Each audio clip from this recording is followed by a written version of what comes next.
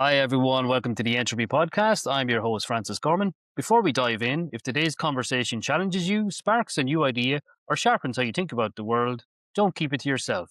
Subscribe, leave a review, and share this episode with someone who enjoys staying curious.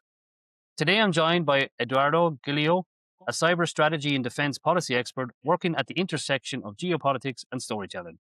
He is a partner at one of the Big Four and advises governments, international organizations, and critical industries on hybrid threats, digital sovereignty, and strategic resilience. He is a published author with Bloomsbury, examining how innovation, technology, and narrative power reshape global competition. If you enjoyed this conversation, you can also check out his latest book, Tech Tides: How Innovation Shapes Global Power. Eduardo, it's lovely to have you here with me today. Thank you for having me, Francis.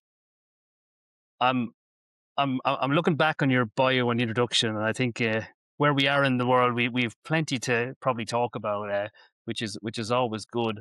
One thing that I want to kind of probe on to start out a bit is this idea of innovation ecosystems and how they shape global power. What separates countries that successfully sustain innovation from those that slowly fall behind, in your opinion? Sure. No, that's goes to the heart of the book and my research. So typically, when we think of innovation, we think of it as lightning in a jar, almost as a black magic, and have many difficulties in trying to replicate it. But the reality is that there is plenty of research going back decades, which shows that there are some very specific variables that need to be created in the ingredients in order to spark the innovation engine, as I call it in the book. And it's no secret and no wonder that the most successful innovation ecosystem is in Silicon Valley. Now, the thing that's interesting about the US specifically is that the US tried to replicate Silicon Valley on the East Coast as well, along what's called Route 128, where you have Harvard, you have um, the presence of the political power, Washington, D.C., a plethora of NGOs, also conducting think tanks, also conducting research into innovation. And yet, when they tried to replicate it, they weren't able to do so. And that goes to the heart of one of the reasons why that is. And then innovation has also to do with a number of variables which don't seem to be closely related, such as, for instance, the presence um, of nice countryside where you can grow your family, the presence of um, uh, tax systems such as in California, which has traditionally, now not so much, but certainly back in the day used to be very pro entrepreneurship.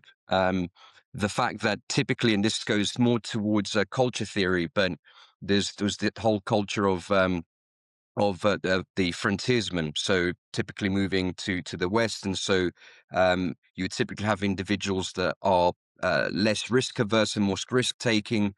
The presence of defense, think tanks, universities, and industry all in one, which is called the quadruple helix in technical parlance.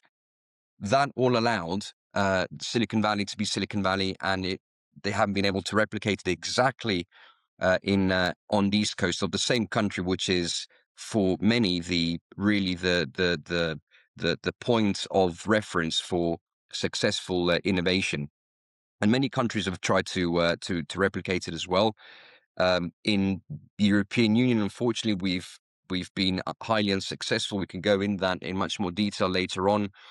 Um, and countries that were innovative maybe weren't as innovative in an all-round fashion as Silicon Valley was, such as, for instance, South Africa, talking back in the 80s and early 90s, that was leading the way on many aspects of health. And people tend to forget that the first successful heart transplant was conducted by South African surgeons, and that was one of many innovations in the health vertical that South Africa was able to do, but they weren't able to translate that in other industries, which also is quite interesting.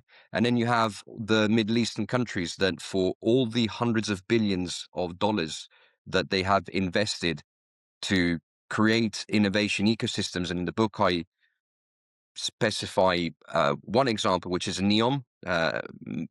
Many may have seen the inserts in the Financial Times over the past 2 years, and the great publicity that followed in the McLaren Formula E team that was one of the first sponsors over there. That's kind of dwindled, and they weren't able to attract the talent and really ignite the innovation ecosystem because they missed some of the key ingredients, or they didn't quite understand it. And then you have other examples such as Israel uh, and Singapore that have been highly successful in being innovative. Again, albeit in a more narrow fashion compared to Silicon Valley, but Singapore leads the way in fintech, for instance, as well as other sectors pertaining to passports. Sorry, to passports, to finance and e-payments. And Israel, of course, leads the way in aspects pertaining to cyber and defense. And the peculiarity of that is that they were born out of in a pressure cooker, and they had to fuse the civilian and military uh, systems, and that in itself created a situation in which even today many that leave the military, they technically don't leave because they're reservists for a long time afterwards. They can get called up, but if they have any business ideas that they want to develop, the military actively takes action in supporting them with funding, with test beds, etc., and that's pretty unique to Israel. And then you have, of course, a whole host of other countries, such as North Korea. Prime example of what happens when you decide not to be within an innovation ecosystem. And then Iran. Again, I've mentioned a few countries that today specifically are in headlines of newspapers around the world that have been successful by necessity in one specific type of innovation, which is called frugal innovation. And again, so really, when it comes down to it, there's understanding the variables, understanding that there are certain ingredients that are not automatically or are often discounted and not even considered in the beginning, but are key and critical to ignite it. And then the last one is a clarity of purpose. So all of the countries I mentioned, Silicon Valley that started with ARPA, that then became DARPA, post Second World War, Israel, Iran, Singapore, they had a clear vision and understanding of what innovation strategy they wanted to undertake. And then they were very deliberate about doing that, something which the EU isn't at the moment. It's one of the many issues with the European Union at the moment. That's super interesting. First, I didn't know South Africa had the first heart transplant, so that's a new fact for me. So thanks very much for that. There's something you talked about there, which was the frugal nature of innovation. When you spoke about Iran, I think I saw their drones are produced for like 20 to 30,000 versus the American missiles that are shooting them down are in the millions, or the low millions. That kind of struck me the other day as sustainability in terms of warfare. And, we did talk about Israel and Iran and the United States, and that is probably a triangle that we need to discuss with your geopolitical hat on in a minute. That's a fascinating breakdown and a really interesting view of the world. Is there different levels of innovation? You talked about kind of frugal innovation, and then Silicon Valley. Obviously, I would always associate it with startups that become unicorns. That kind of mega Sure. investment. Europe very flat, as you said, and then Israel, like a lot of the companies in Israel, ex Mossad, ex military. So that does line up, and you get that, I suppose, that out of the box curiosity and I don't know what it's almost like it's in their DNA that they can think of scenarios that you wouldn't necessarily have as a civilian coming through to build a defense company or build a technology company. Sure. No, so absolutely. So there's different types of innovation strategies. And again, and perhaps linking back to your first question, another key issue is that we tend to use the wrong taxonomy, or we use different taxonomies, probably is the most correct way of putting it. We tend to use research and development as synonymous with innovation, which is an issue in itself, and it's an issue in itself because it all depends on what framework you utilize to understand innovation and decide which innovation strategy to undertake. So the one I like to use, and that's simply because it provides a 40,000-foot view of innovation strategy buckets.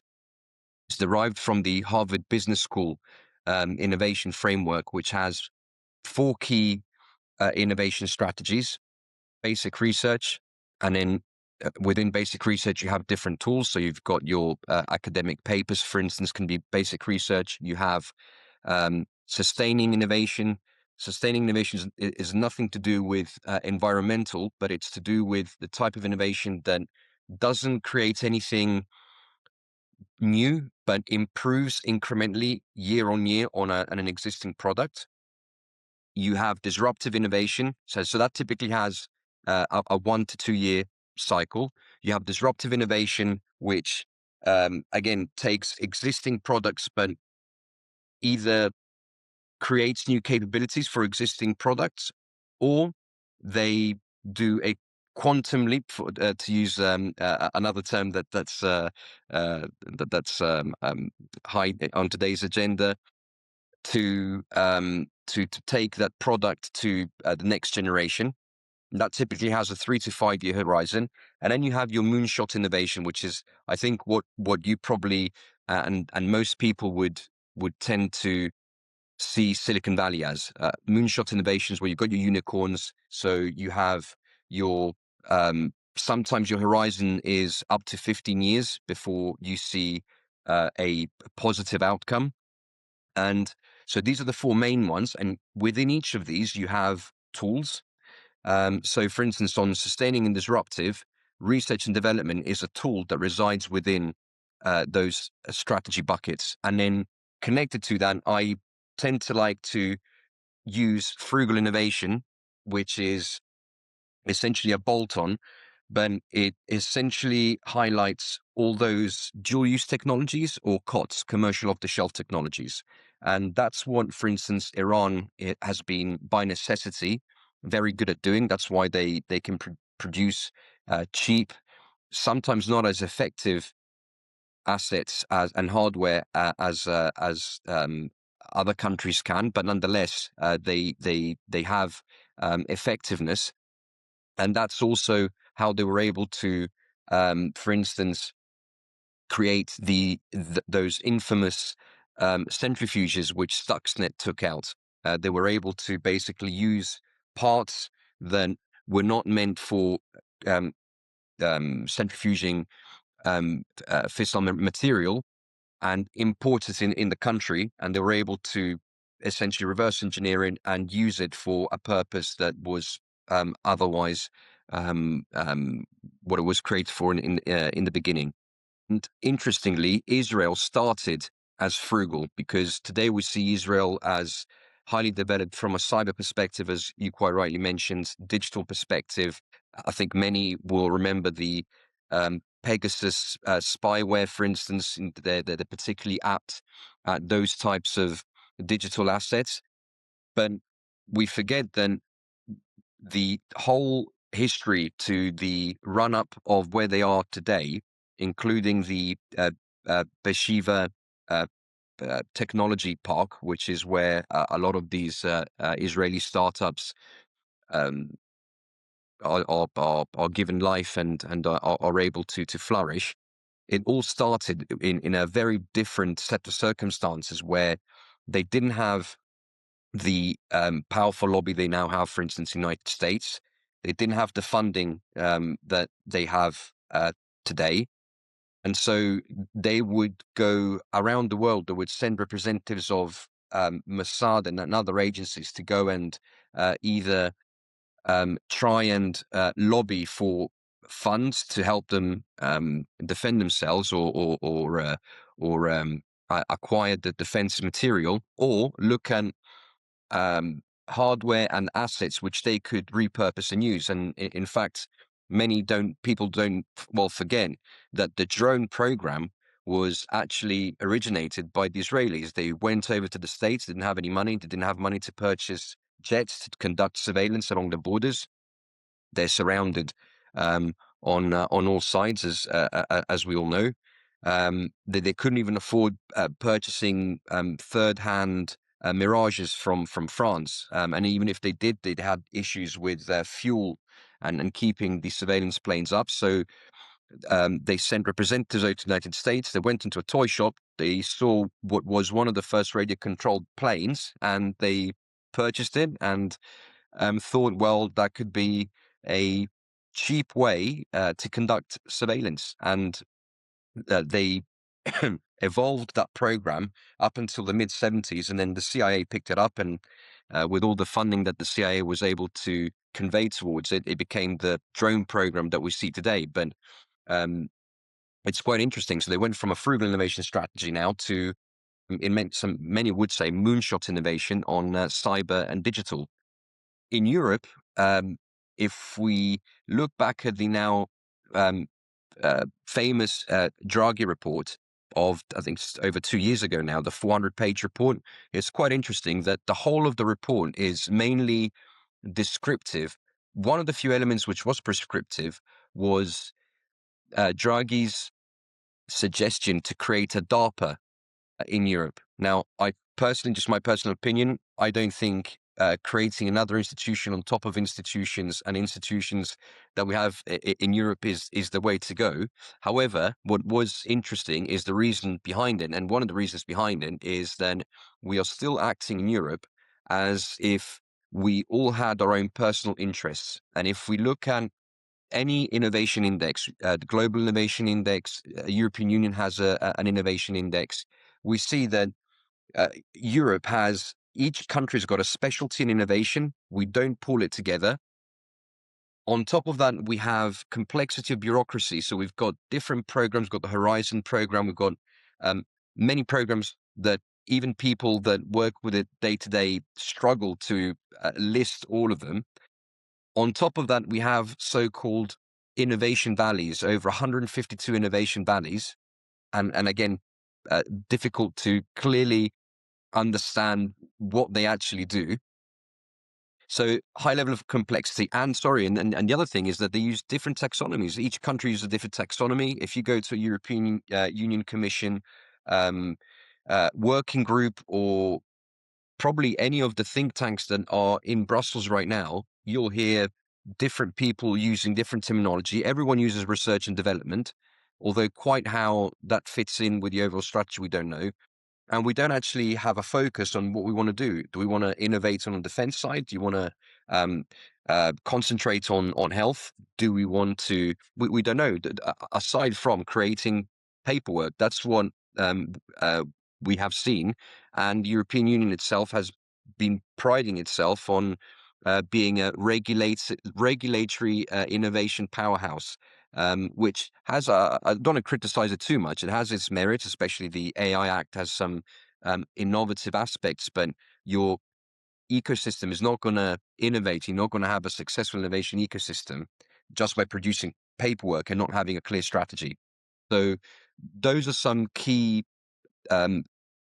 aspects and themes that those innovation strategy buckets in the framework are very useful in assisting people to navigate. And it's just a filter. It's another filter. It's not the only filter.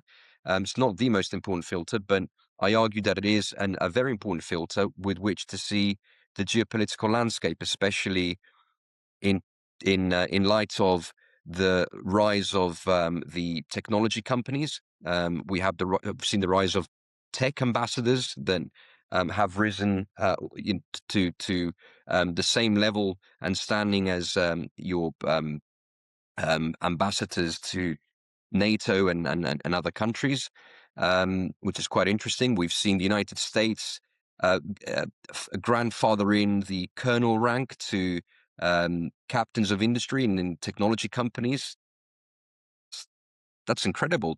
We're living, in on a shift, a geopolitical shift. Arguably, the nation state is not the only kid on the block now. You have technology companies with the data centers, with AI now, with other technologies that are as powerful as nation states, arguably. So the famous Treaty of Westphalia, 1648, where the nation state had the overarching power to conduct geopolitical leverage and geopolitical maneuvers, arguably has changed. When you break it down into all the different facets that are involved, it takes a little bit of time to unpack it. But as you unpack it, it kind of forms this view of the world that makes a lot of sense when you get that lineage to all of the different components that you've touched on.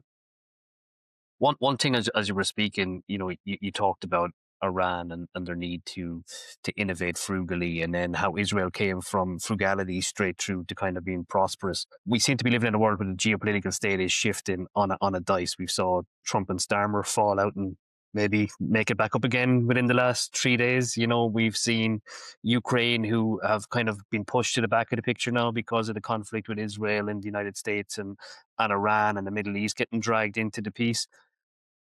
What impact is that going to have on innovation? I feel like China is sitting back, almost looking at this going, this is brilliant. Everyone is so distracted. Now we can really take, as you said, a quantum leap forward. Because in my view, China are slowly becoming one of the key superpowers at a geopolitical level in terms of their ability to innovate, which is making them, from a military perspective, extremely strong.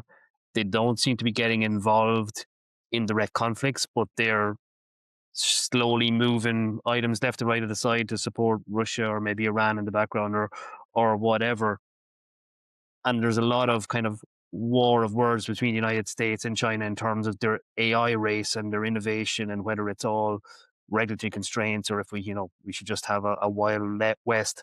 And then the final thing you said, which really struck me, is some of these technology companies are almost now as powerful, if not more powerful, than the nation state actors. And I think we're seeing that in a handful of the AI companies at the moment, which is really shifting the balance of power. And what's that going to mean for the world? So, like, I know I said you make storytelling of geopolitics simple and break it down, but not to put you on the spot, Eduardo, but what's going on? In Yeah, simple well, terms.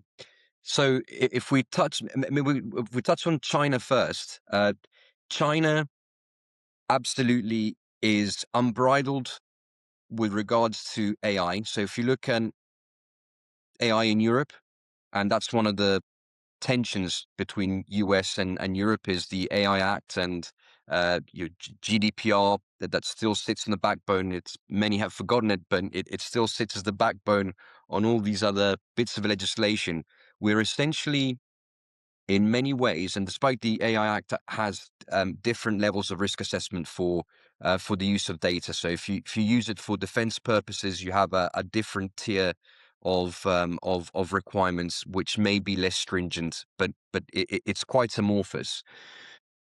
China doesn't have any of that, and uh, again, don't want to get political, but that's probably one of the few things I would say that the Trump administration has got right, from the perspective of China is not pulling any punches and is not playing by rules. And on the AI front, it means that they can, because of how they're structured as a country, um, they can freely train their AI systems on any data they see fit, whether they've stolen it or whether they have taken it from their billions of citizens. That provides it an incredible amount of leverage and strategic advantage. And the reality is, we don't actually know what their capability truly is on that front either. One thing is certain: all of these technologies can only survive with the continued growth of data centers. And to have data centers, you need your semiconductors. And semiconductors is where it starts getting crunchy, for the lack of a better word, from a geopolitical perspective, because the one country which is the grandfather and really the bottleneck for all semiconductors, and we saw it even during COVID when the supply chains were disrupted, is Taiwan. And I mentioned Taiwan specifically in the book as well as a innovator by chance. I say by chance because it's the founder, which is quite ironic. So the founder was an ex-employee from Texas Instruments in the US, left the US, and founded a semiconductor producing company in Taiwan. The government in Taiwan were a mixture of being lucky and also great foresight. Backed the TSCM is the name of the company, semiconductor company, and allowed it really to become where we are today. Of course, with the proliferation of computers, desktops, iPads, mobile phones, cars. The average car has got 20 chips in it now. And now with the AI data centers, you need and cloud, cloud storage, and the semiconductors are absolutely key. And the reason I mention them is, one, because they innovated, and again, once they've identified a single innovation strategy, they went for it, and still are going for it. And even though countries, including US, have tried to replicate that back in US soil, they spend hundreds of millions on Intel, for instance. That hasn't gone particularly well. They maintain the monopoly over 90% of the production of semiconductors. China, whom has always had claim, or always laid claim historically on Taiwan, of course now wants it even more so for, okay, they'll typically outlining as a historical necessity, just like Putin does with Ukraine. But the reality is that the big bonus for them is getting their hands on the central production of semiconductors. And the US-Iran war, with all of the US, or many US assets and many ally assets now focused on Iran and the Strait of Hormuz, present a fantastic opportunity for China, whom has always been preparing, always conducting exercises in the Straits of Taiwan to to perhaps have a go at it. And once they have the monopoly on that, it that really shifts the balance of power from west back to east. Um, so pretty tense times, and the only other producer of semiconductors, and in fact is ASML, based in Netherlands, based in Europe, and it's a one of a kind. They have this machine that produces lithography for the semiconductor chips. That's probably one of the only other critical infrastructures on semiconductors that we have. But if you put it on a scale, TSCM Taiwan and ASML in the Netherlands, it's uh, it's like Mike Tyson and myself going on the ring. I mean, it's not even a contest really. So that's pretty worrying. And those semiconductors, we need them for everything. You need them for every type of hardware. All of the military strategy nowadays is based on multi-domain operations. So that means interconnectivity between your uh, submarine fleet, your surface fleet, your front lines, your support units, your air force, and that all requires semiconductors, and that all also requires a cloud infrastructure, which again requires semiconductors to do. So it's quite a pickle that we're in geopolitically on that, and it will be very interesting to see how it plays out in the next few weeks for sure. It does all feel a little bit unstable. And now that you've kind of brought my attention, I was very aware of China circling Taiwan. I don't think I picked up the nuance of the semiconductor aspect to it. So that's definitely another thread there to pull on and see what comes out. Where is this all going to end up? We normally see kinetic warfare as a starter, and we've seen America deploy cyber attacks in Venezuela, for instance, and it looks like they used Anthropic, even though I think they made a fall up with the president in terms of targeting in the Iranian attack with the Israelis. Where where are we going to end up in terms of the hybrid warfare aspect as the kinetic war starts to supersede, or will it just be a dual attack going forward across these countries, because we're seeing Russia's using disinformation and undersea cables as potentially targets in the landing stations. China potentially espionage, and North Korea is planting individuals and organizations across the West. What does this whole thing look like when you start to dissect it at that kind of micro level? I think so. I think from one side, we need to remember that both China and Russia have actually codified hybrid warfare in the national strategies. So that means that typically during the Cold War, the target list would be composed primarily of, or almost exclusively of, military targets or critical national infrastructure. By codifying hybrid warfare within their national strategies, it means that they are now going to target, and we've already seen this, they've already started doing this. They're now targeting those targets which either traditionally may have been hit as collateral or were never part of the targeting package to begin with. And we're talking about banks, we're talking about um, interconnected services, so the payment systems, all of the good stuff that we're talking about in European Union about the NIS2, for instance, that seeks to identify the criticality of interconnectivity of services, not seeing critical infrastructure as a stovepiped verticals. Disinformation, both Russia and China have already demonstrated the preponderant use of that means of attack and warfare, and then not forgetting that one of Russia's preferred methods is hosing, which is basically sending out so much dubious information that you have cognitive overload, and either the population becomes disenchanted, or they simply don't want to take a decision, or simply in the miasma of information, counter information, they no longer understand what's real, what's not real, what's true and what's not true, who's speaking the truth and who's not. I mean, that sounds actually very familiar to where we are already today. So that they will for sure continue to do.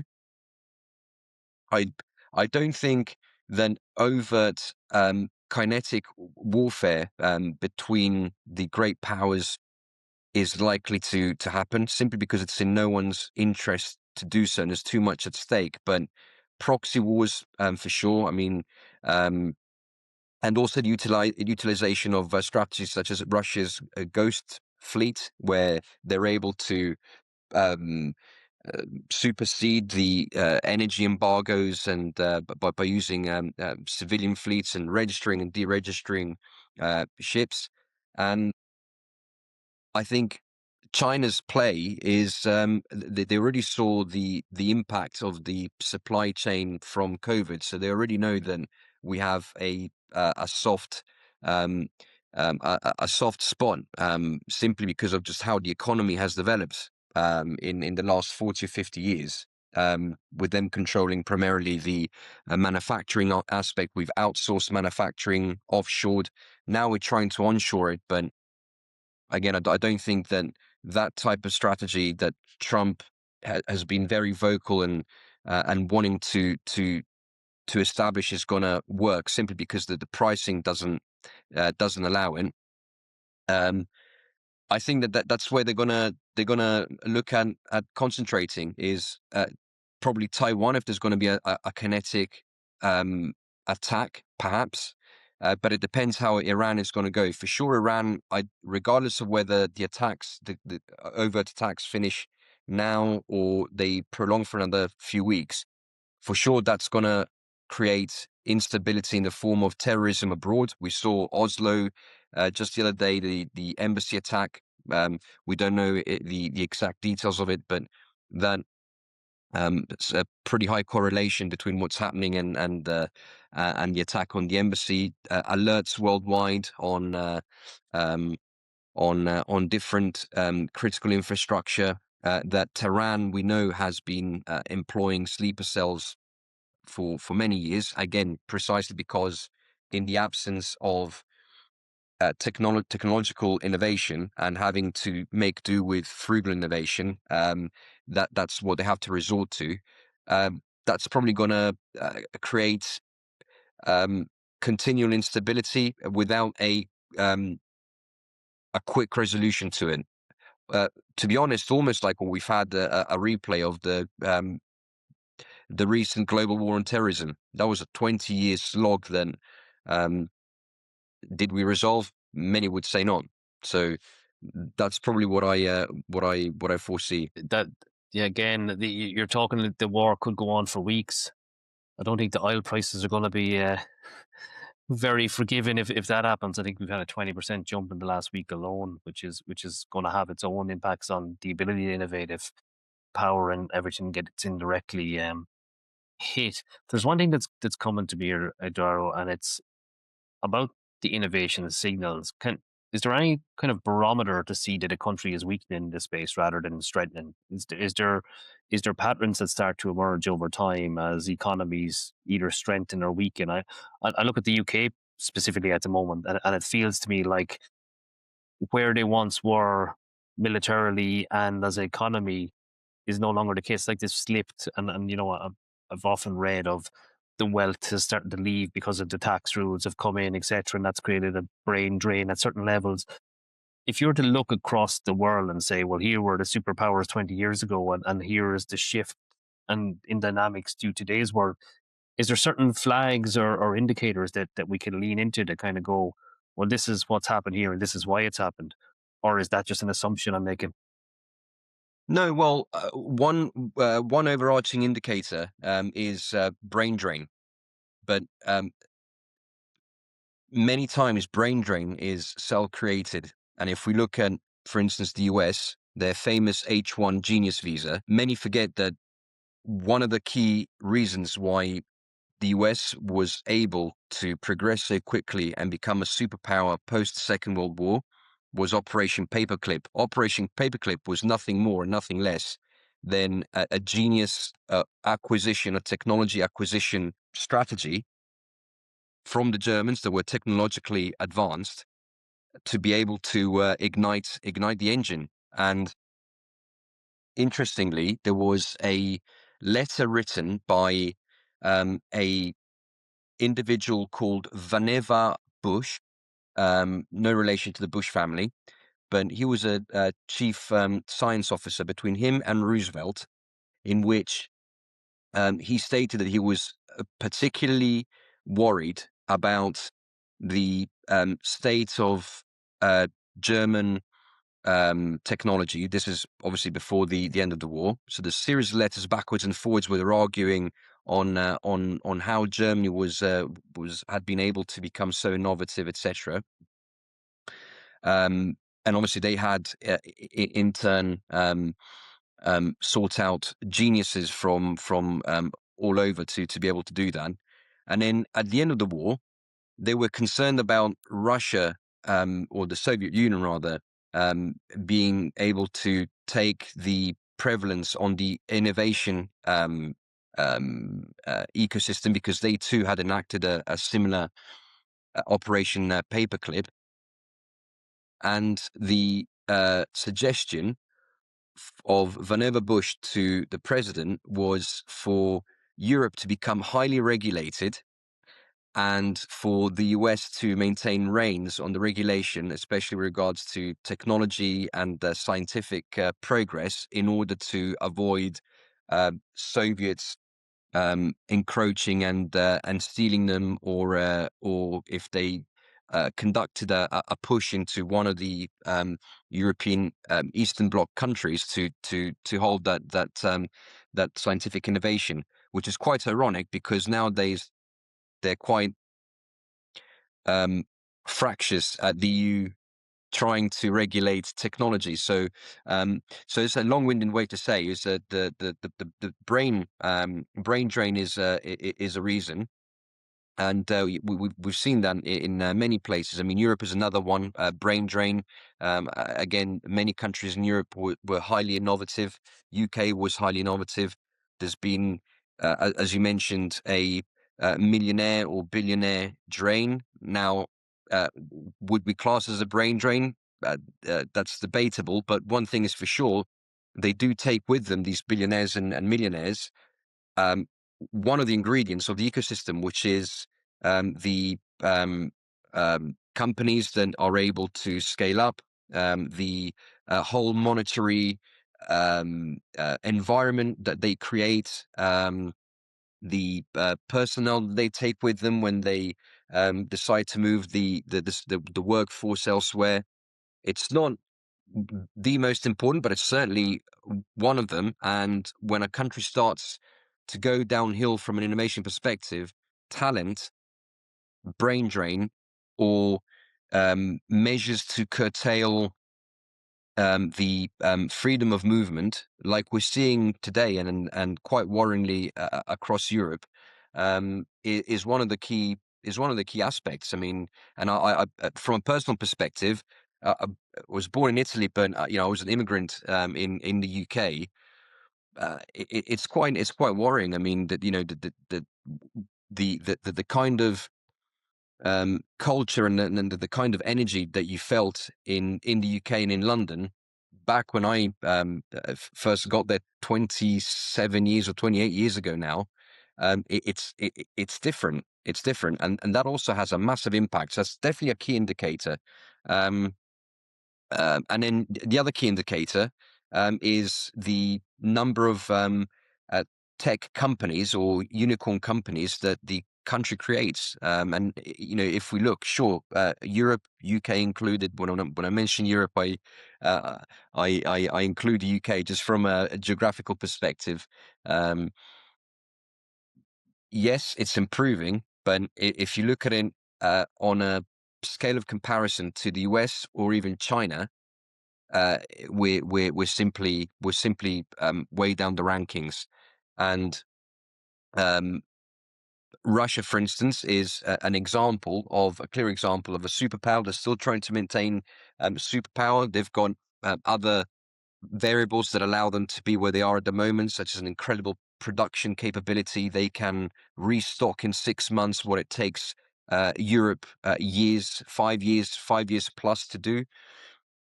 But they're they're suffering. I mean, from an innovation perspective, they had their own DARPA equivalent that never really created much, and they're kind of like surviving on more of a sustaining innovation and frugal innovation as well, without an upward trajectory. Or even just this one bit of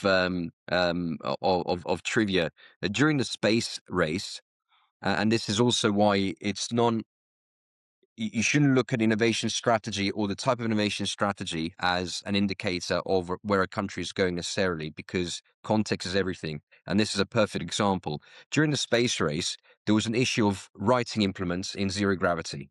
So DARPA goes off and they spend 1 million and they create the anti-gravity pen that many of us probably bought in the gadget shops over the years. The Soviets went off and looked at the problem. They got together the chief scientists in a conference, and allegedly the US scientists were very happy with themselves and showed this anti-gravity pen. It cost 1 million to conduct the research and development, but it can write in zero gravity, et cetera, et cetera. It's fantastic. What have you Soviets done, thinking that they would never have been able to spend 1 million on a research and development for a pen? And they simply took out a pencil. So there you go, pencil. That's frugal innovation. It works in zero gravity, costs nothing, and that 1 million that you spent in R&D, we're putting in on sending Sputnik up there, etc. That's always gives me food for thought. I love that example. to something cheerful to end all of the war talk on. Um, Edoardo, just before we finish up, I think I need to ask you what emerging trends worry you most about the future of global competition. Um, it seems like something after everything you've said would be a good question to end on. Sure. So the my personal main worry is the access to space and the communications. We've seen Elon Musk as the key example of what happens when that type of critical infrastructure and power is vested in a single individual. Let's not forget that he literally switched off the satellites for the Ukrainians, which led to the Russians being able to um, accrue a wide variety of territory over 3 days. And that type of infrastructure, which was typically in the hands of nation states, now in the hands of tech moguls or tech bros in the parlance, is worrying because it becomes, well, unelected, number one, um, unregulated. I mean, the power to decide on something like that, I would think, would need to be regulated for the benefit of all. So that worries me. In addition to um, uh, a whole host of technologies, from AI being the main one. I think just the other day they were able to create get AI, despite all the fail safes, to create a bio warfare ingredient list. Basically, that happened in the past. They thought they sorted it out, but that's crept up again. And if I just apply that to what China is able to do without any limitations, that is very, very worrisome. And then, of course, you got the emerging technologies, quantum. I know there's a lot of quantum hype. Everything is quantum nowadays, but there are some very interesting and viable quantum um, assets and products now. One of which being quantum encryption. You have quantum sensing coming up. Whoever is first past the post of getting those type of technologies to a dimension, because now they're typically pretty big, considering they have to be minus 230 degrees Celsius, or as close as possible to absolute zero. But once they crack that nut and they're able to deploy it, whoever is first past the post uh, will have an exponential advantage, because historically you could have certainly technological advancement and you could play catch up, but the mixture, the coming together of digital innovation, emerging technologies, and AI that can accelerate all the aforementioned means that if you start on that path, you get ahead so far, then to try and make up for that gap becomes almost geometrically I hate saying impossible, but improbable. And that's worrying, because if it's not us, it's China and Russia, and that would make the world look a very, very different place from where we are today. And on that cheery note, I think that brings us to the end of our conversation. Eduardo, it was an absolute pleasure having you on. There was an awful lot of information there, and I think you've fantastically entangled and untangled all of the nuances of the geopolitical world, the power of innovation, and all of the different structures and the different levels of innovation, from frugality straight through to the powerhouses of Silicon Valley. So that's been really informative, and I thoroughly enjoyed speaking with you today. Thank you for coming on the show. Thank you for having me, Francis. Appreciate it. Thank you.